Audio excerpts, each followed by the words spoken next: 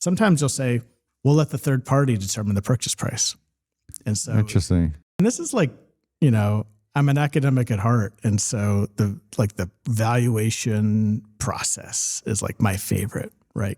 You're getting into, I grew up in like the discounted cash flows, school of valuation. Like, yes, there's comps and what other people pay, but ultimately it's, what the seller would be doing with it if not for a transaction. It's what you'll be doing it after you buy it. In healthcare, especially not for profit, you have to typically get a third-party appraiser to come in and do a fair market valuation. And sometimes you've settled on a purchase price and you're just testing whether you fall within, a third party's opinion. Sometimes you'll say, we'll let the third party determine the purchase price.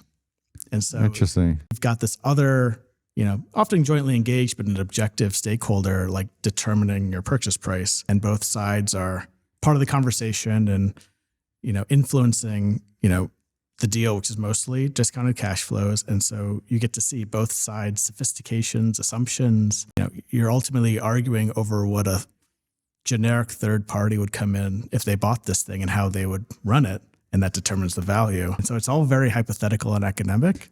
That's what I was curious about. It's like, from what I've learned, the valuation is based on the perception of value from the buyer. Exactly. It's very much buyer led, and it's fun and interesting. You learn anything to bridge it and make it that part easier? Yeah, I mean, it's get the third party to.